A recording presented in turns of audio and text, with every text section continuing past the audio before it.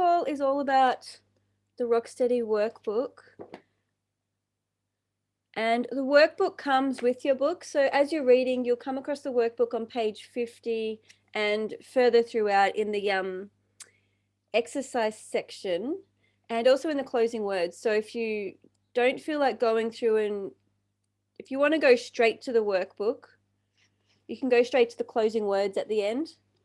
And there's in the table of contents, you can look up where the closing words is. So it's on page 269. So that's kind of a cheats way of getting straight to the workbook. The online workbook comes free with all purchases of the book. And the reason I did that was because in my first manuscript, when I wrote the book, there was just too much. We had to cut stuff out because the publishers were worried they didn't want the book to be too thick or overwhelming. So I thought rather than create a program that people had to purchase or just lose everything and delete it, I'll pop it straight up online to a really user-friendly, simple workbook that directly accompanies the book. And in fact, they were written together. And I also thought it'd be nice for people who are perhaps new to the online world just to have a taste of what it feels like to listen to audios and to drop in and to be in that space of online learning, because it can be intimidating or daunting to people who are new to that. So it's kind of a gentle way of shifting from being in the book land of reading, which is so wonderful. And thank you everybody for your feedback. I've had people who are saying that the book is really helping them, even though they've got the full Rocksteady program and they've done their healing and they're in the process. They're like, having the book to come back to has been amazing. Great. So what I'm going to do is share the screen with you to show you. I'll stop that screen share. And then I'm going to actually show you the program. Is that it there? There it is. Great. So just let me know in the chat box, can you actually see the screenshot of the workbook companion? Perfect. Great. And I'm just going back through the chat to see if anyone's had any questions. Oh, and I wanted to acknowledge Lon. Lon is a member of our Rocksteady community. He wrote that music, which is so groovy. It made me feel like I was kicking back in a Australian music festival, laying in the sun, listening to this like lazy electric guitar. And that's called the NQR Blues, so the Not Quite Right Blues, which I thought just was really, really cool. So I wanted to share that with everybody. Great. So I think the only question I've had so far is, how do I find the workbook? You have to read the book. The book guides you how to get there, how to find it. Great. And I'm just going to open this up again. Okay. Perfect. All right. So if nobody has questions about using the workbook, what I thought I might do is just walk you through it, show you what it's all about.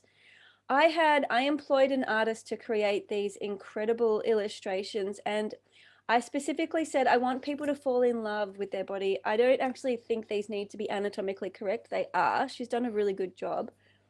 I wanted the images to really inspire beauty and awe, and for people to like really see the miracle of their body and to learn how to tap into the natural, potent, innate power, the healing intelligence of the body, which is a real thing. And if you talk to any surgeon, they will tell you there's so much going on that they don't understand, but they know the body does certain things in certain ways. Great. So what I'm going to do is I'm just going to open up these little links here that show you. I'm really going to encourage everybody. Is it this one here? Can you still see that, or do I have to share that again? Can you see the picture of the neurons? Just let me know, because I might have to go in and out of screen sharing. Yeah, perfect. So the reason I'm showing you this is because I'm encouraging you to print this off. I said to the artist, I want this to be at a high enough level of quality that people can print it off. They can pop it in their bedroom, they can pop it in their lounge room, they can pop it in their toilet, wherever. Just a place where they can really appreciate what's going on in their ears. And this is a really nice description of a neuron that would be traveling from the inner ear. This is a specific type of neuron called a sensory neuron, a bipolar neuron. It's got the two arms. One arm is receiving the chemical message. The chemical message there is depicted as the little dots and bubbles. The synapses there are meeting, so the message is going from one neuron to the next neuron. It's traveling down through the body of the neuron, down the axon and out the synapses to then meet the next neuron. So the message is passing along. And over here, if you zoom in on a synapse, it looks like these two fingertips meeting, and the chemicals between the two fingertips are being passed along. And that is how our body is communicating messages all day long. And that is how we function. That is how we breathe. That is the miracle of the human body. And I'll see if I've just got a very busy screen.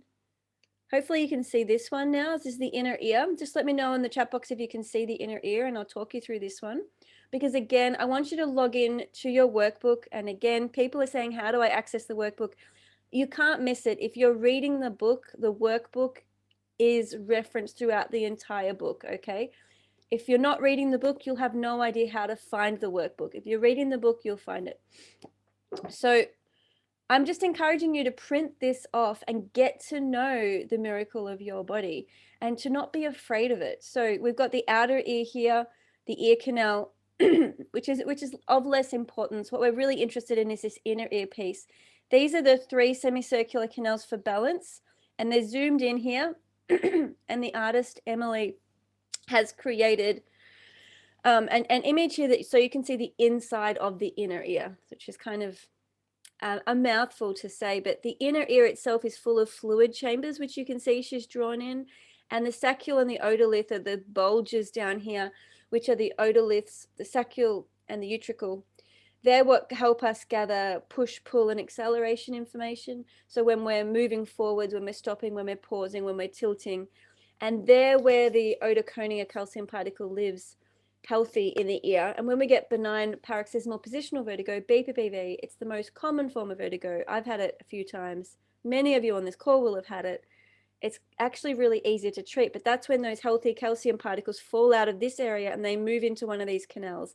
And then as we're rolling over in bed or doing up our shoelaces or looking up or in yoga doing a dog pose or something, we get the flurry of vertigo because there's actually moving particles in the canals where they don't belong.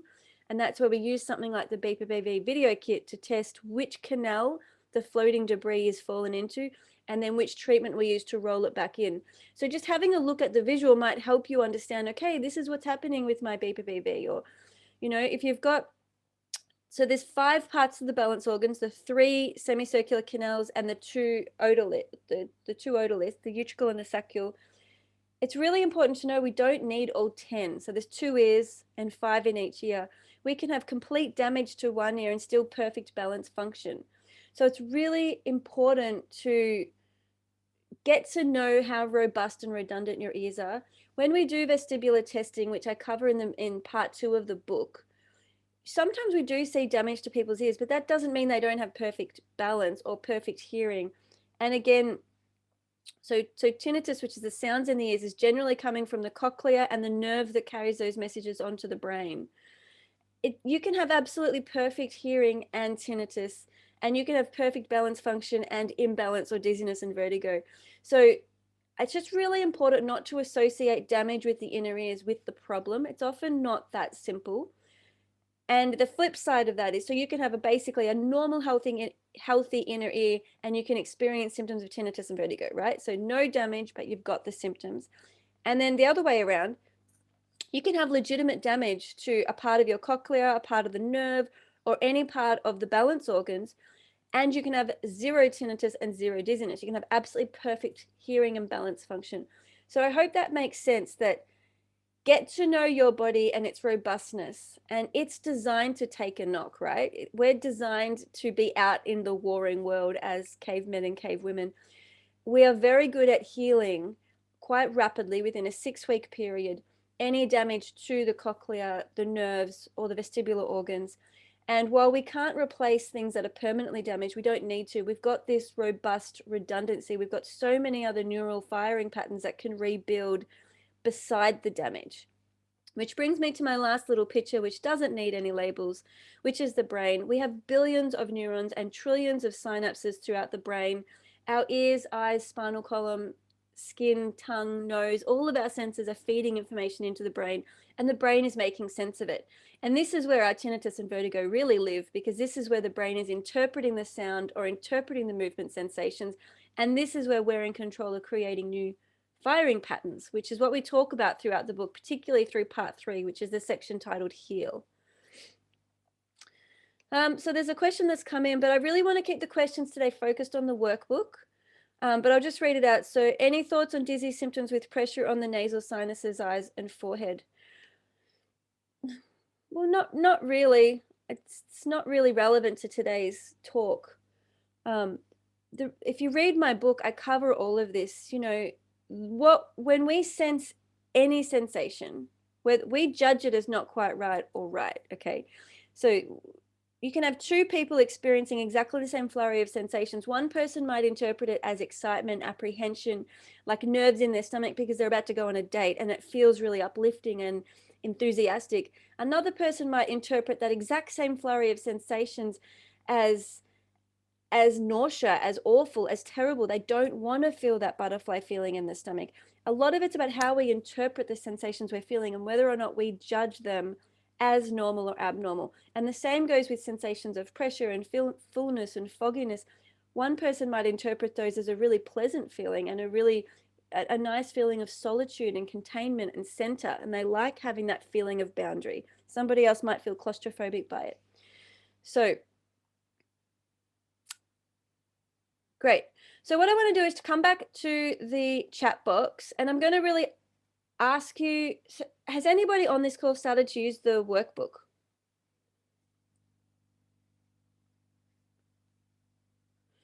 However you use the workbook is totally up to you. So someone said to me, should I read the full book and then go back to the workbook? Should I go chapter 1 and to the workbook and not start chapter 2 until I finish? Not at all. Like, if there's anything people learn from me, it's that there's no rigid right way or wrong way to do anything. I mean, there'll be people out there who never access the workbook just because they can't be bothered getting on a computer, right? They'll just read the book. There might be people who never get the book and only use the workbook. Neither of those options are really ideal. I think it's best that you play with both and dance with both. You might want to read the book entirely and then go back and read the book again and access the workbook at the same time. So you kind of sit back, get a good view of the book, just read it and be in the book, and then go back and really use it. For those of you who are actually experiencing chronic symptoms, reading the book is not going to help you. You have to read the book and use the book. You've got to implement the exercises. You've got to design your own home program. And the workbook will be part of your ally, your team, to help you access that, right? So you can't, like, reading the book is the first step. It's not the end step.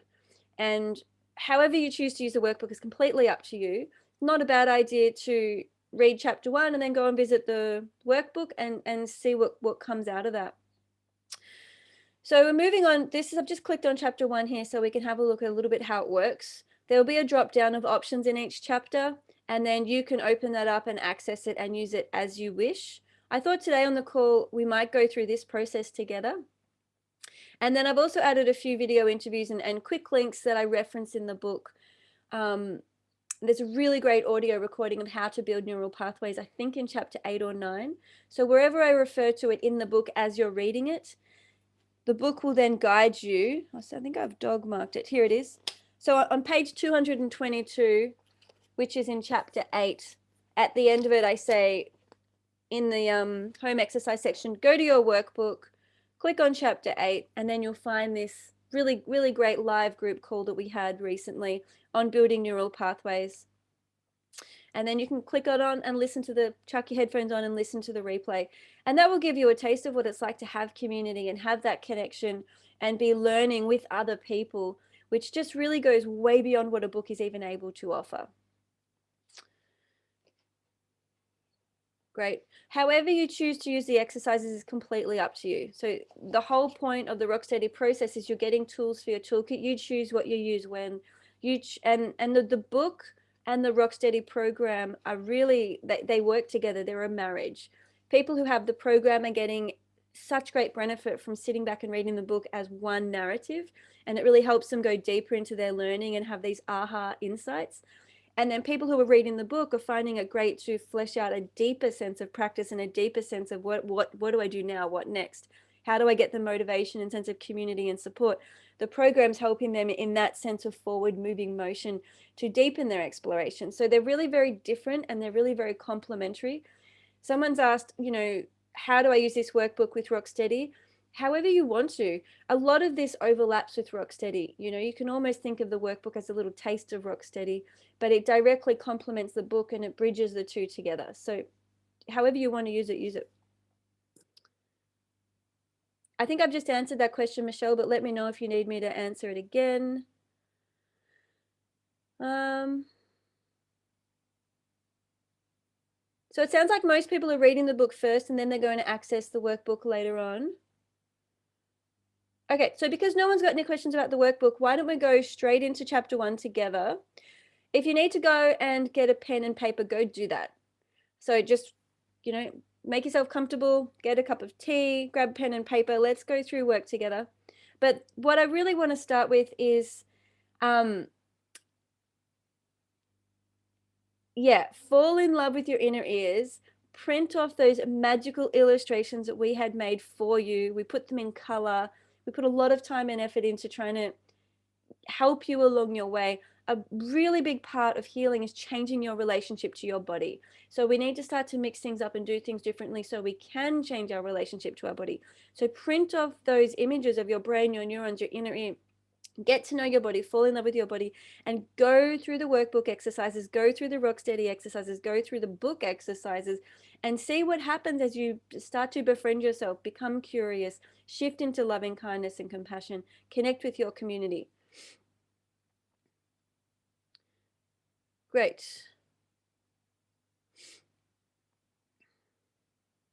So Natalie's asked, what's the difference between distracting yourself from symptoms and actually enjoying an activity that you then forget about them?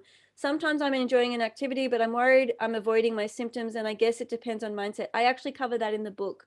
And there are people out there who say to me, I still have symptoms. I've done everything. I've seen every doctor. I've done all the physical therapy. I've been the best student. I've changed my diet.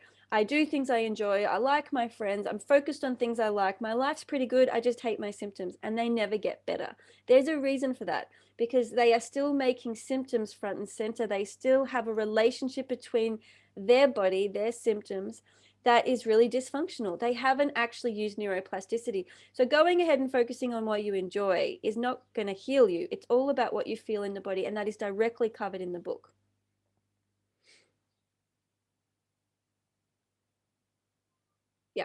Yeah, so anyone can access the workbook. Doesn't matter whether you buy an ebook or a regular book. Great. Okay, now there's one last thing. If I can open up my email again. Sorry, got way too many windows open. Do you want to hear from the artist? The artist wrote me in a beautiful little kind of summary on how it felt for her to be working on this project. So I'm just going to see if I can find that. So she said to me, can you, because I actually invited the artist onto this call. I wanted her to talk about her process of researching the inner ear, the brain, the neurons. And she was going to come on the call, but she had work meeting or she had to be in studio. So this is what Emily said. I'm not entirely sure how to pronounce her last name, but it's Gouthier, Emily Gouthier. And I asked her to watermark your images, so when you print them off, she has her stamp and her name. You can follow her on Instagram. She's wonderful. So Emily said, my perception of the body was one directional before I met Joey. I've been to many art schools, studied human anatomy, but I never saw it for what it was. From my first chat with Joey, I had an initial connection. I was drawn to the vision she expressed and her outlook on this subject matter. In my personal works, I explore many issues revolving around mental health, our dissociation towards feelings, and society's perceptions, which I think aided me in connecting to Rocksteady, changing how you view your body, removing the negative connotations and seeing your body as the miracle that it is. At the beginning of any project, I start with research. I collect articles, video, imagery, anything that will aid me in pinpointing a direction or provide inspiration. From there, I usually start by drawing quick 2-minute sketches, rough outlines and shapes to map out the design. And I actually shared those within the Facebook group as this was happening. I was sharing the art that Emily was emailing me. And those scribbles get turned into a more concrete visual, which I share with the client. It's a process, a collaboration between the artist and client, an interplay of ideas, which eventually result in the imagery you see in Joey's book. So that is from Emily, the artist, and I'm just absolutely thrilled with what she came up with. Great. Perfect. Great. So let's all click on chapter 1 together. If you've got your workbook open, you can click on chapter 1. You'll be able to see it better than seeing my screen share. And let's go to the looking within exercise. Yep. So you can someone said, is the workbook online? It's called an online workbook because it's an online workbook. The PDF downloads of the illustrations you can print. But you know, any of this you can print, you just print from your computer. But yes, it's an online workbook. So I want you to, with your pen and paper, reflect upon your physical, mental, emotional, and spiritual layers of health, right? I've got examples of what that means. My questions for you to ponder today are, what is your body communicating to you? What parts of you are working well? What parts of you are you feeling disconnected from? And if your body could speak, what do you think it might say to you? So I'm going to give you some time to ponder this. I might do it myself. I'll go get my own pen and paper. And if anybody wants to come on live and share any of their insights or any of their reflections, any of their confusions, we can do that together live.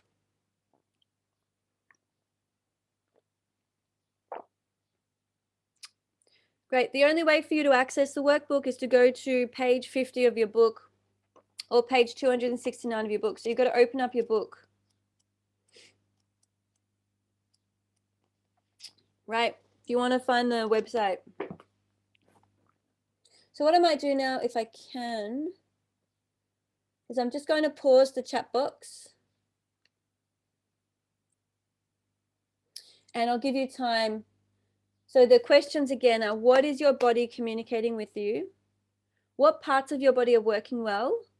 That's probably the best place to start. Let's start there. What parts of your body, what parts of you are working well, physically, mentally, emotionally, and spiritually? So let's just start with that one question. Physical things are things like how your body moves, your posture, any tension or ease that you're feeling in your body. How are you sleeping? Your connection to your sexuality and sensuality, all of these physical parts of our life. And, you know, there's so much more: behavior, diet, body image. So in the physical quadrant, you know, what's working well, what's going well for you. In the mental quadrant, how is your self-talk? What's going on with your thought patterns? Do you have any repetitive thoughts that are really helping you, really beneficial for you? How are your doubts presenting? How are you managing your doubts? How are you meeting your doubts? What kind of worries do you have? Do you have persistent worries, or do you have like really light worries that don't impact you at all? And what ideas are floating through your head? On the emotional level, what can you say about your stress patterns, your fight, flight, freeze response, and how are you going with your emotional fluidity, the full spectrum of feelings from anxiety, anger, guilt, shame, etc., all the way through boredom, neutrality, to joy, peace, elation, ecstasy, the highest of all joys and openness. Are you feeling closed in? Are you feeling open? And then the final category, our spiritual layer of health. Where are your beliefs at? How are your dreams, your creativity, your belonging, your purpose, your sense of community? How are you feeling on this planet? How are you feeling connected to yourself, connected to your role in society? What's your relationship to your inner self? So there's a lot of prompts here for you to take this in any direction. There's no right or wrong. But what I want to prompt you to focus on, first of all, is what parts are working well. I want you to celebrate the things that are going well. Might just give you a minute or two to really drop in, and then I'll open up the chat and you can share any of your insights, things that have come to you. So what's working well? Let's focus there.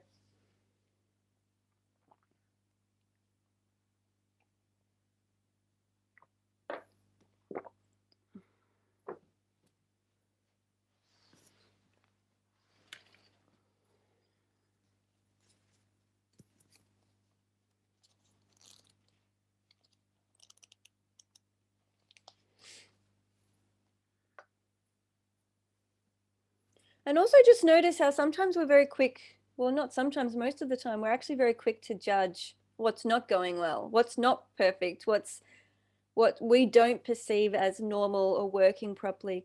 Put that aside for now. Car park that over there, and front and center notice what's working well. You might say, okay, well, my fingers are working, my eyes are working, I can see, my ears are working, I can hear Joey talking through my computer.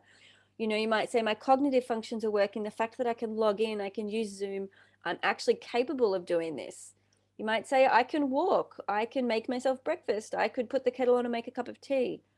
You might say, as far as stress patterns go, well, actually, I'm finding it really difficult in COVID. I have a lot of fight, flight, freeze stress patterns, and I'm doing a really brilliant job of self-soothing, of bringing in compassion, kindness, of really moderating that stress and constantly coming back to this calm center, even though I have a lot of stress and a lot of really rational, circumstance appropriate stress patterns.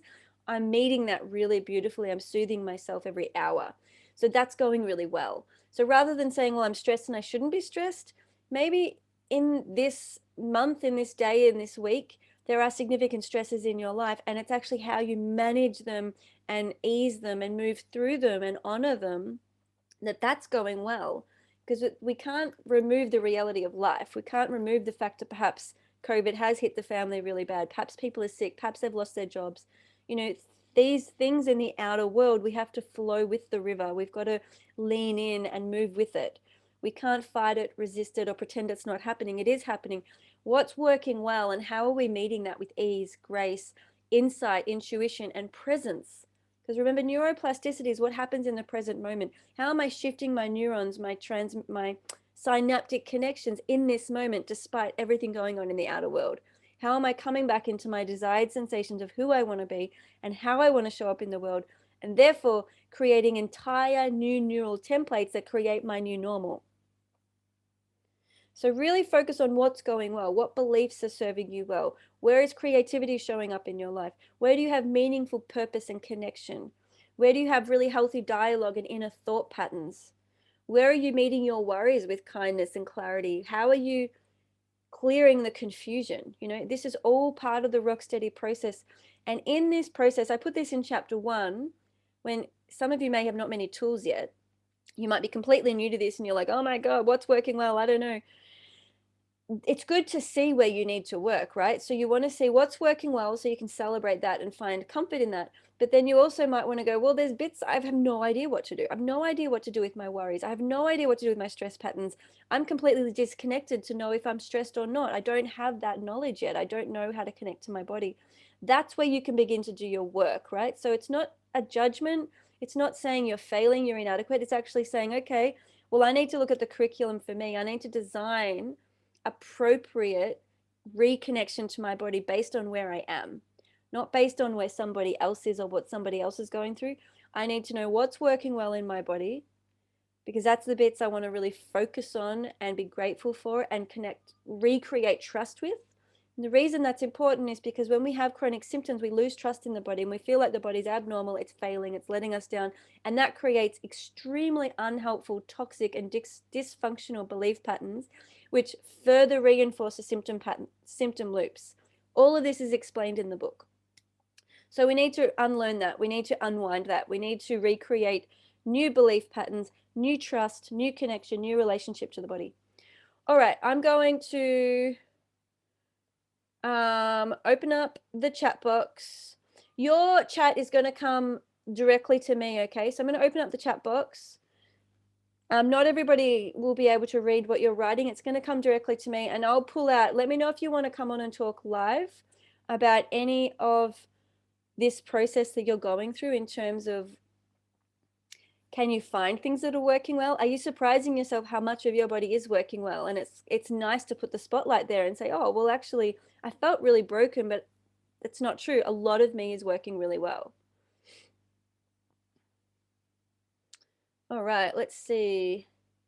Gary. One moment, Gary. I'm just going to allow to talk. Gary, I think you can unmute yourself. And then we'll see if we can hear you. Great, that's worked. Yep. Can you hear me? Yeah, I can hear you. Great. So what did you get out of this little kind of bird's eye view exercise of just seeing, okay, well, where am I physically, mentally, emotionally, spiritually? What was the first thing that landed for you? Physically was biomechanically, I'm sound. I feel strong, flexible. I can run, which I couldn't do Hmm. 3 months ago. I couldn't go for a run because I just felt sick. But I go for regularly runs in nature, and that goes into the my stress patterns as well. I use runs and walks early morning in nature, Mm. to remind myself that I can move Mm-hmm. without feeling like I'm going to fall over, Mm-hmm. and to reset. Great. And can I just ask, when you focus in on what's working well, how does that make you feel? Um, it gives me confidence that going through this and learning how complex the body is, it gives me confidence that the rest of my body is functioning. And if the rest of my body is still functioning, the ability to put one foot in front of the other, Yeah. and run, then my inner ear can function again properly. And so this is okay, this is good. So see how there's a belief here in that moment. I'm not saying you believe this every day, but in that moment, the belief was my ear's dysfunctional, right? Sure. How do you know that? The audiologist told me I've got a 32% deficiency in my left ear. Okay, so I want you to question that. Okay. You can hear me. Yeah, I can hear you. Yep. So hearing's functional. Are you happy with that statement? Yep. All right, I want you to write that down. My hearing's functional. And that's a huge part of your inner ear. That's like 30,000 neural fibers there that are getting the hearing to arrive at your brain and allow you to hear my voice and use it. Doesn't mean you have perfect hearing. You have functional hearing, Yep. right? My hearing is functional. Okay, you can run. Yes. Someone with dysfunctional ears can't run. So let's look at Okay. your vestibular function. Can you stand? I'm assuming you Yep. can, but can you, okay, you can stand. Can you bend over and do up your shoes? Yep. Can you lay yourself down in bed and get yourself back up again? Yep. Can you take a staircase? Yep. Can you drive a car? Yes, but after a while it's problematic. Can you drive a car? Yes. Because remember, the ears are giving you the capacity to drive a car in that moment. If it becomes problematic after a while, that's not the ears anymore. That's the fatigue on the brain and your body and your emotions. Okay. Okay, that's it's no longer your ears causing the issue down the line. If someone were to invite you surfing or a completely new activity you perhaps aren't very good at or you've never even done, would you be able to gently have a go at that and try a new activity? Yeah, about during the last 6 months has been the worst it's been, and during that time, I went on segways, which requires quite a lot of balance. So yes, I can do that. Can you just say that from bedside examination, which is what we call it in the medical world, you have completely functional ears. Okay. I have an entire chapter on how vestibular audiology tests can be really, really toxic for people and they can have tragic outcomes because we can't go in and actually assess your ears. Like we can't shine a torch on them. They're very close to your brain. They're hidden by the skull. It's not like the eyeball where you can just open your eyes, shine a light on it, and we can the doctor, the ophthalmologist can learn a lot about the eyeball by physically assessing it, right? You cannot do that with the inner ear.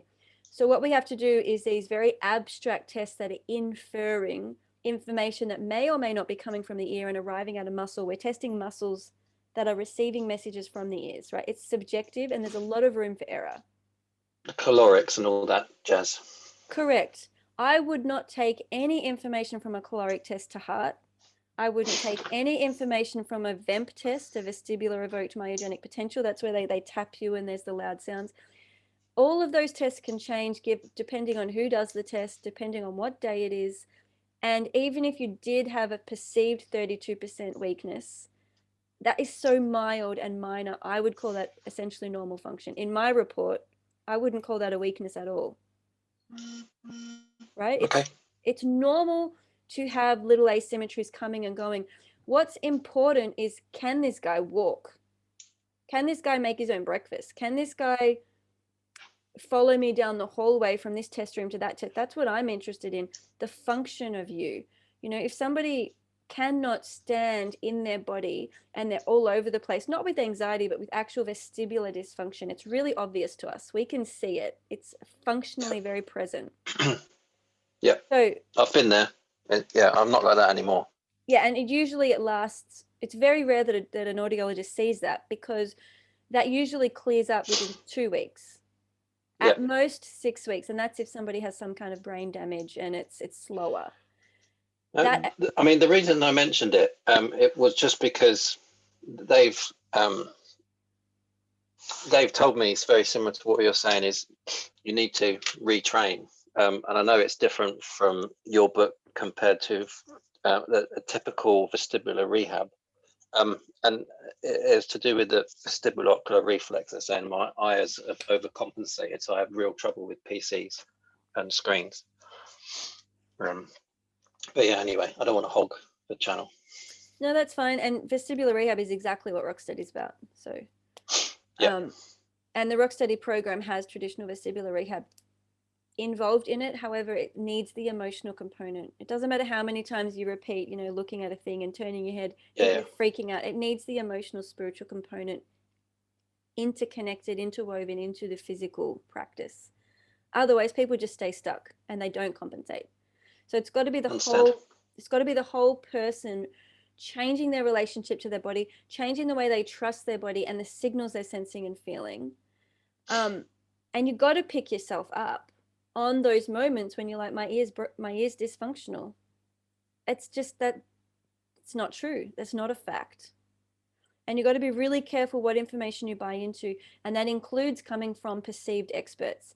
Just because somebody has an audiology degree or an ear, nose, and throat surgical degree or a neurology degree doesn't mean they know you, doesn't mean they know what's going on in your inner world, doesn't mean they know how you're changing every moment, every day.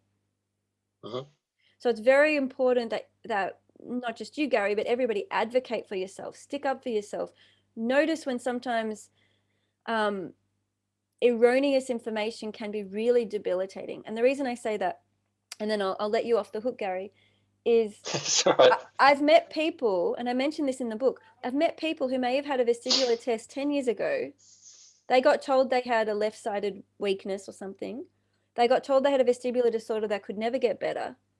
And they got told they had to live with it. And literally 10 years down the track, I can see as I meet them in the clinical history, they're perfectly fine. They're walking, driving, everything's fine. They can pour their own cup of water. They can, you know, feed themselves. They are functionally perfect. But they will go up and introduce themselves to a stranger as someone with a vestibular disorder. They've completely latched onto the identity and the illness and the abnormality, and they've made that their identity. That is tragic, right? And I think it's really important for those of you who are either going to go through any kind of balance testing or vestibular testing or audiology testing or just further testing. I have a whole section in part 2 on this. Know why you're doing it and do it to empower yourself, not to weaken yourself. There's nothing wrong with the tests. I've done them for years and I've done them on thousands of people. But it's like, what are people doing with that information?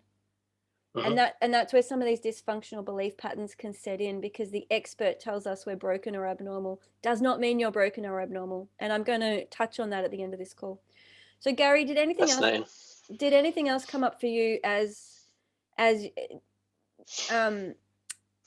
it sounds like physically you're doing really well. And it sounds to me what's popped up in our conversation is that emotionally and spiritually there's a few holes.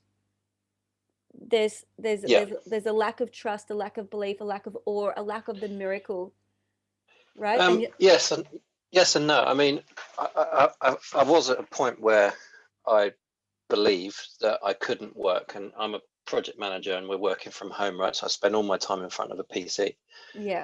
But then I was like, screw this. No, I need to be able to work. I'm going to work to the point that is comfortable, then stop and reset. And I was basically doing 30 minutes work and then 20 minutes body scan. Perfect. And that was my day to cycle. It's like, right, where am I? Why can't I do, what's upsetting it? And then like literally spinning around on my chair from the monitor and focusing on my feet being grounded. It's like, right, I am on the floor. The world isn't moving. Yeah. I can see the PC screen is not moving. So I did build up a belief system that Can I just I can do it. can I interrupt you a little bit? Yep. And congratulations, by the way, you're on track. Like that's exactly what we want to do. We want to challenge those beliefs and then find a way to work through really owning that new belief. So from I can't work, I'm broken, to I'm perfectly normal and I can work. I just have to support myself in new and different ways now. And that doesn't make me abnormal. Mm-hmm. Right? My question for you is, and this is where I'm going to ask you to be brutally honest, and the brutally honest people heal, right? The people who are semi-honest and a little bit honest, they do a semi-healing. Do you believe with conviction that you really trust your body and that you're living that dream here and now, or that there's more work to do? There's more work to do. That's the piece we need to have compassion for and lean into. So it's not saying, oh, I've let myself down, I'm inadequate, I'm on this call with 130 people listening to me and Joey's telling me I don't believe in my healing.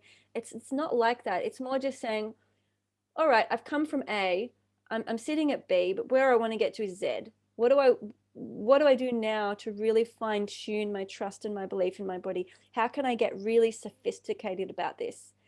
And like something you could play with when you're ready is actually body scan while you're working, like while you're at your fingertips on your laptop, while you're at the screens. Like how can you bring in those neuroplasticity, physical, mental, emotional, spiritual presence when you're actually on the job? So it's just another thing to play with. Okay. I'm not saying it's right or wrong, but it just could be another tool in your toolkit. Yeah. Beautiful. You sound like you're right on track, so keep going. And like I say, we want to focus on what's working well, but then have a bit of brutal honesty about stuff that we could do better. We're letting ourselves down. If we're not listening to our body, no one's listening to our body. If we're not advocating for ourselves in our inner world, no one is. If we're not in charge of our inner world, no one is. But we are the CEO of what goes on in our inner world. And a lot of the times we're failing ourselves or abandoning ourselves and we're letting ourselves down. And that can feel a bit yuck, right? So that's where the compassion comes in, the kindness and the, okay, I'm learning. I'm going to be humble and I'm going to try things a bit differently. And I'm not going to beat myself up about it, but I'm just going to notice it's there.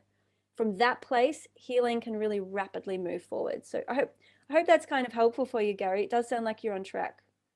Yeah, very helpful. Thanks for taking it. I mean, the book's great. I've looked at some of your website and just reading the book, it's great. So thank you. Yeah, it's game changing. Great. I'm glad you found it and enjoy. Keep going. Thanks for talking live too. Welcome. All right, it's going to come back over to the chat box.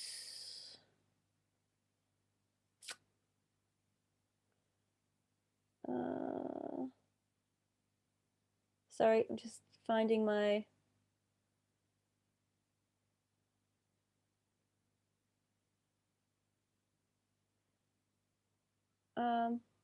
yeah, so Maiki, sorry, I don't know how to say your name properly, but has said, I was surprised how easy it is to list what is all working well. This is a great exercise.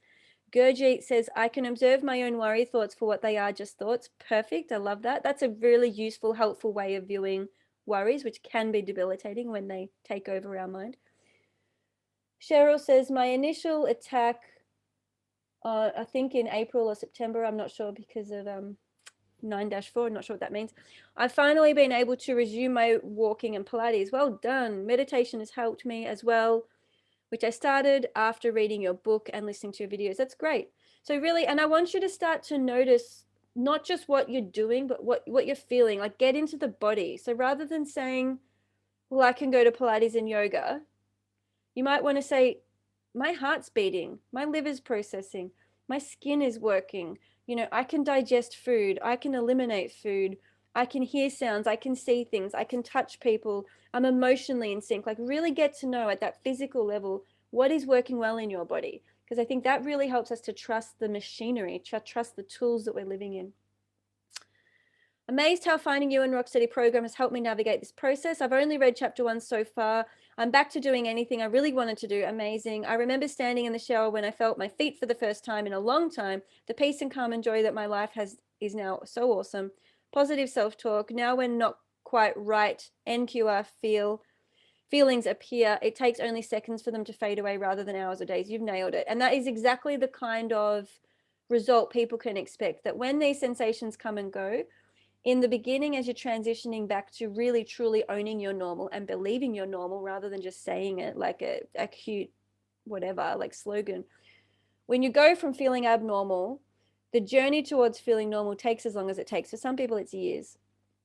So if we feel symptoms at first come and go, and we learn how to manage them and use them with our Rocksteady toolkit, then those symptoms disappear and they turn into passing sensations that we respond to and listen to, and we use the wisdom of the body and we support ourselves and lean in. And then literally we come back to being this place of absolute utter normal, where we love our body, we love our sensations. We no longer have any symptoms, because whatever we feel or whatever we hear, those sensations are related to in a completely different way. They're not abnormalized. We actually feel normal as we feel those passing sensations. So we no longer have the NQR anymore. The not quite right disappears into just this passing phenomena that makes us curious. So that's kind of where we're working towards, and they're very realistic expectations. You can completely get rid of symptoms because you're totally changing the way your brain relates to any passing sensation. Somebody else says, the Rocksteady program and book are helping me to come to a point in my life to not take my body for granted. I feel to this point in my life, I've been thinking of my body as only a vehicle to help me meet my needs. I ignored the messages of needing to give my body time to heal, to honor my body. I'm grateful that all my body scans what they can do for me: walk, digest, breathe, be creative, focus on my day-to-day living, hear nature, music, loved ones' voices. Exactly. Beautiful. Thanks for sharing.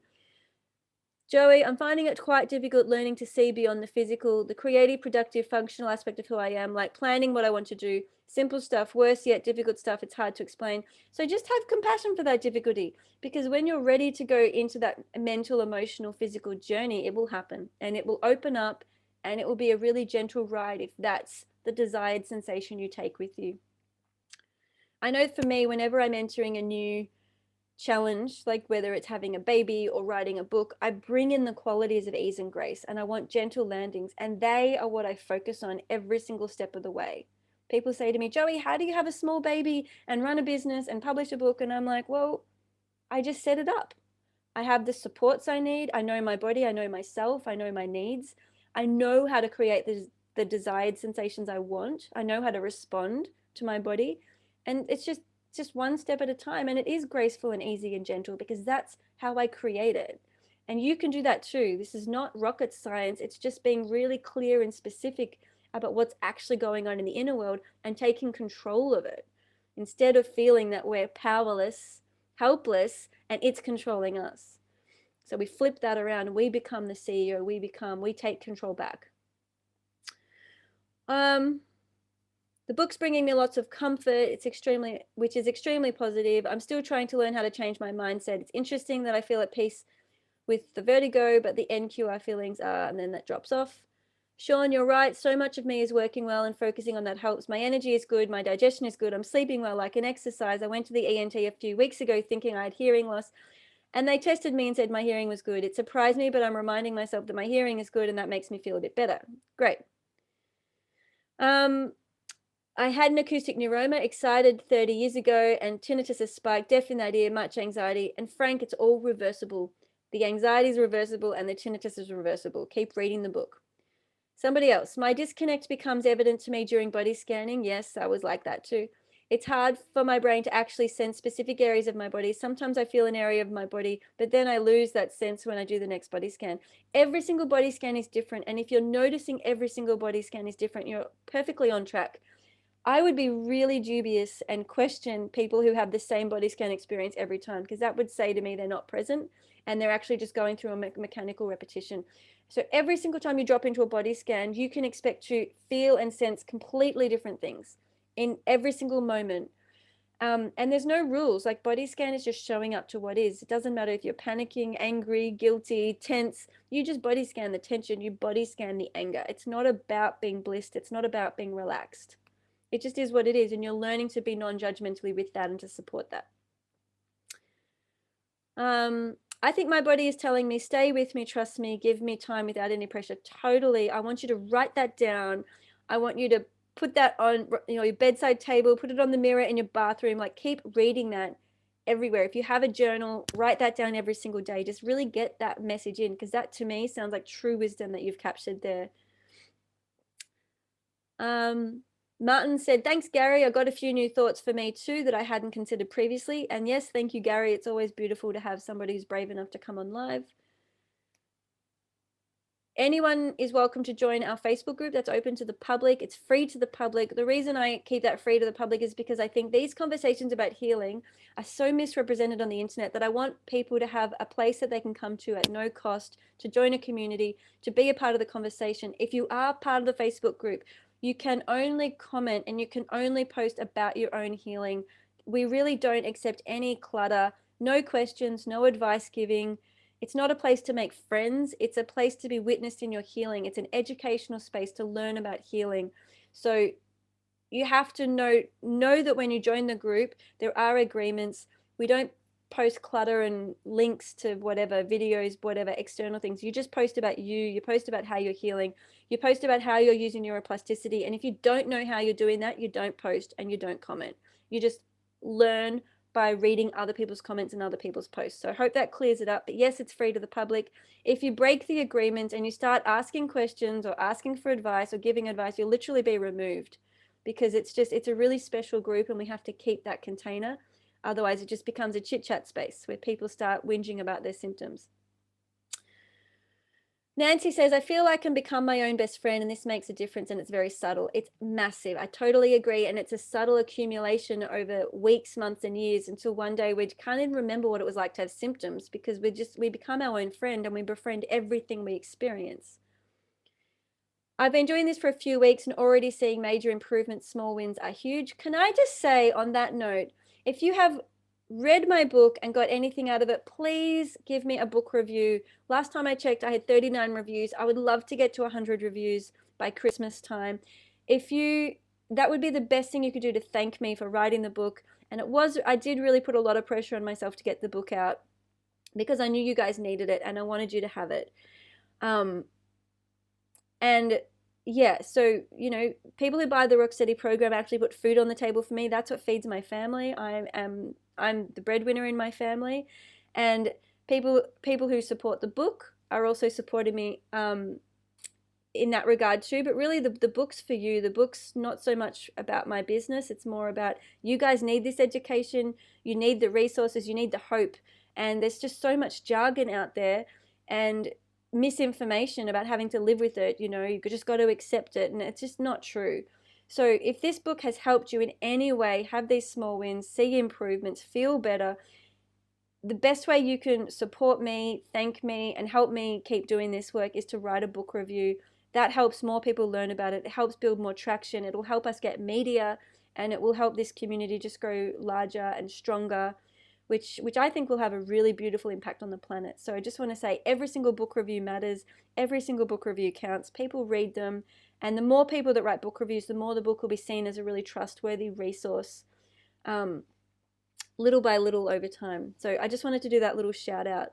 And again, thank you for supporting me and allowing me to do what I do, because I have no supports. I have no government funding and no private funding. So it really does mean a lot when people support me in my business. We're getting towards the end of the call. I can't read all of these messages, I'm sorry. Someone said, where do we write reviews? The best place to write a review is where you bought the book. So a lot of people will have bought from Amazon or Fishpond, Booktopia, Book Depository. But you know what? If they let you, if you can write a book review at Barnes & Noble, that would be great. If you can copy and paste your book review and put it on different sites, that would be even better.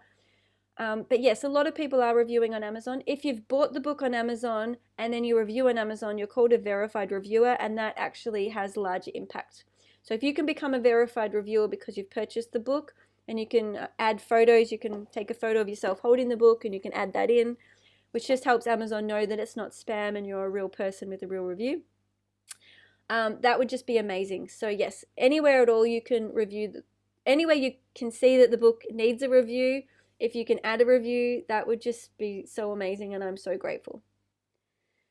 All right, so someone else has said, self-kindness, compassion, non-judgment is rather foreign thought coming from a very critical family. Me too, right? I totally hear you. That was a long journey for me to learn about self-kindness and compassion. And in fact, in the book, I talk a little bit about that journey and how it landed for me.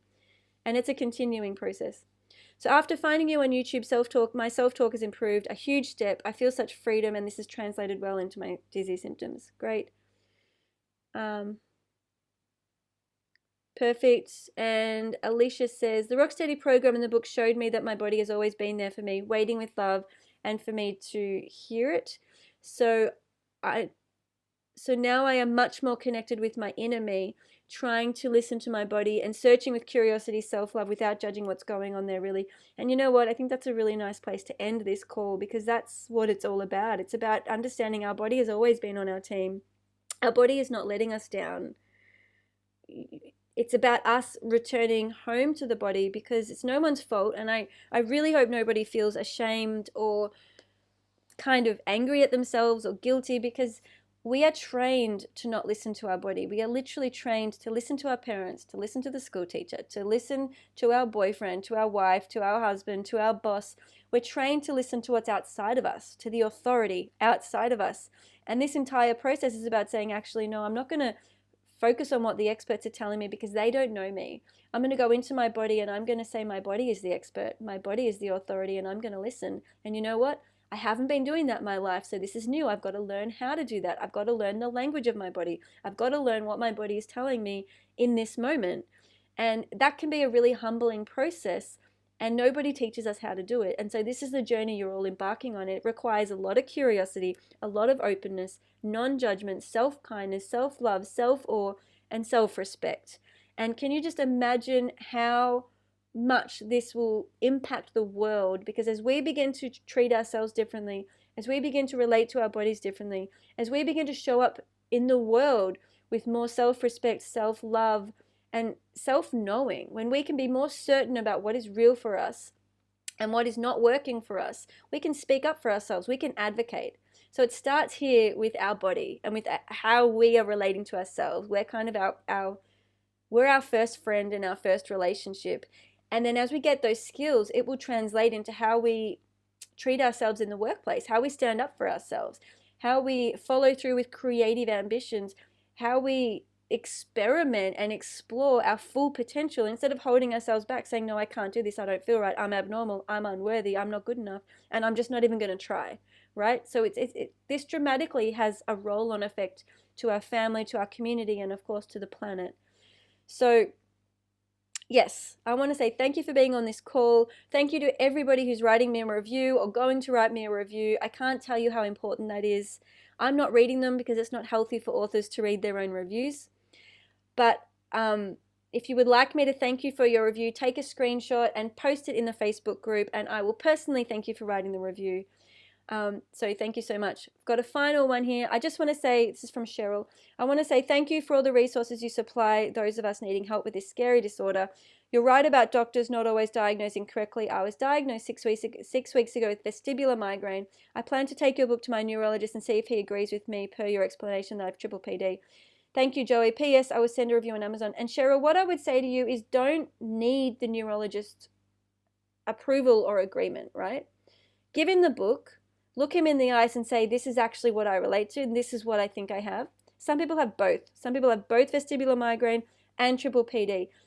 Depending on your neurologist and their personality and their background and their training and their hang-ups and their own emotional crap that they're living in, they might be really rude to you and basically just poo-poo you, or they might be like, oh, this is fantastic, I agree with you, right? Don't be invested in their response. In fact, don't even ask for their response. Just tell them, I relate to triple PD, and while I may or may not have vestibular migraine, I think triple PD is a diagnosis that works for me.